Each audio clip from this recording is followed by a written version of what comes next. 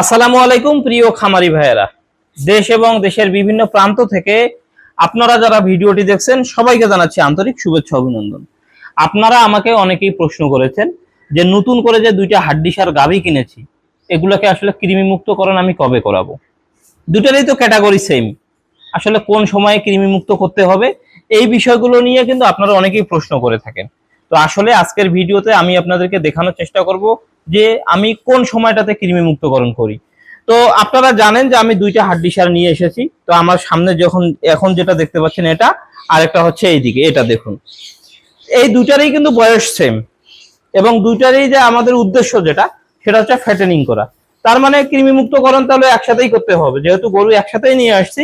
স্বাভাবিকভাবে যদি আমরা চিন্তা করি তাহলে কিন্তু কৃমি মুক্তকরণ আমাদেরকে একই দিনে করতে হবে, মানে একসাথেই সবকিছু আমাদেরকে মেনটেন করতে হবে। কিন্তু আসলে এখানে একটা পার্থক্য আছে বা এখানে একটা বিষয় থাকে। আমি কিন্তু আপনাদেরকে অনেকবার একটা কথা বলি, সেটা হচ্ছে যে কোনো গরু একসাথেই নিয়ে আসবেন, কোনো গরু 70 দিনে হবে, কোনো গরু 75 দিনে হবে, কোনো গরু আবার 80 দিনে হবে। তার মানে এভারেজ যদি আমরা হিসাব করি, আমার যে খামারে গরু আছে যে 30টা 35টা গরু আছে সবগুলো এভারেজ মিলে যদি আমরা হিসাব করি তাহলে গরু কিন্তু 2 মাস থেকে 2.5 মাস কিংবা 85-90 দিনের ভিতরে ফ্যাটেনিং সম্ভব। এটা একটা গড় হিসাব।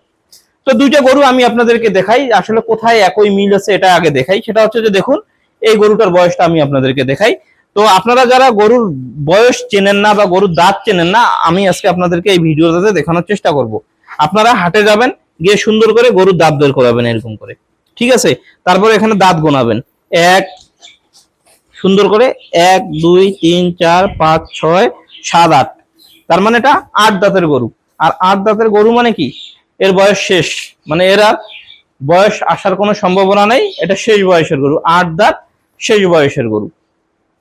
তারপরে এদিকের গরুটা দেখাই আপনাদেরকে, এটারও ব্যাপারটা একটু দেখাই।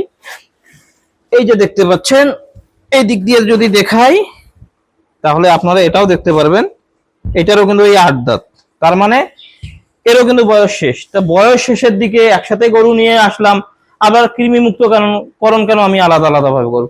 এখানে কারণ আছে, এখানে একটা কারণ আছে, সেটা হচ্ছে বডি স্ট্রাকচার প্লাস গরুর আসলে শক্তিশালী দিক দিয়ে আপনাকে বিবেচনা করতে হবে। এখানে দেখুন, আমি যে দুইটা হাড্ডিসার নিয়ে আছি তুলনামূলকভাবে কিন্তু একটু দুর্বল। সবকিছু ঠিক আছে, ও খাচ্ছে, দানাদার দিচ্ছি সেটাও খাচ্ছে, সবকিছু ঠিকঠাক আছে, কিন্তু এটাকে দেখুন, এটা কিন্তু অতিরিক্ত কঙ্কাল, মানে এটা দুর্বলতাটা এর বেশি। সুতরাং এটাকে যেটা করবো সেটা হচ্ছে আমি যে দানাদার খাবারটা খাওয়াচ্ছি বা আমি যে খড়টর যতটুকু পরিচর্যা করতেছি, এখানে এটাকে পরিচর্যার ভিতরে রাখতে হবে বেশ কিছুদিন। মোটামুটি এটাকে আমি 10 থেকে 12 দিন পর কৃমি মুক্তকরণ করব।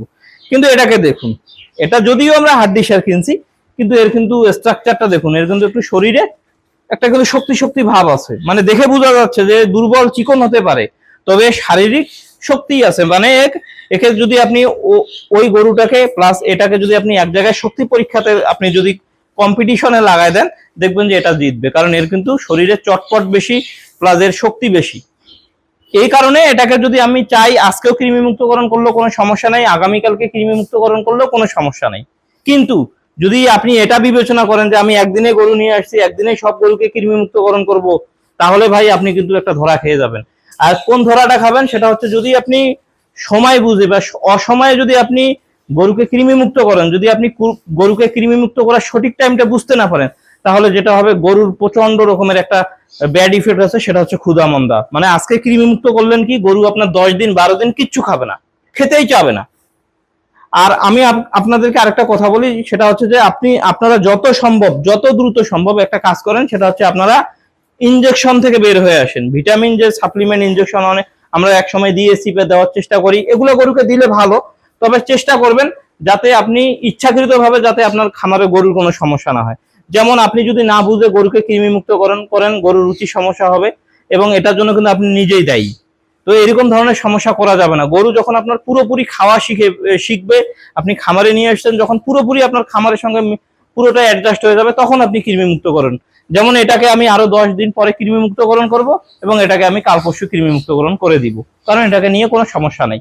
তো এরকম ধরনের গরু যদি আপনাদের খামারে আসে, তাহলে অবশ্যই এই জিনিসগুলো হিসাব নিকাশ করে কৃমি মুক্তকরণ করবেন। আর কৃমি মুক্ত করাতে কোনো তাড়াহুড়া করা যাবে না, এটা খুবই ঠান্ডা মাথায় কৃমি মুক্তকরণ করতে হবে। 2-1 দিন বা 5-7 দিনে আপনার আহামরি অনেক লাখ লাখ টাকা ক্ষতি হবে না। কিন্তু একবার ক্ষুধা মন্দায় গেলে আপনার ক্ষতি হবে। গরুটা আপনি ফ্যাটেনিং করতে অনেক পরিমাণ আপনাকে পরিশ্রম করার লাগবে। তো আজকের ভিডিওটা এই পর্যন্তই। সবাই ভালো থাকেন, সুস্থ থাকেন। ধন্যবাদ সবাইকে। আসসালামু আলাইকুম।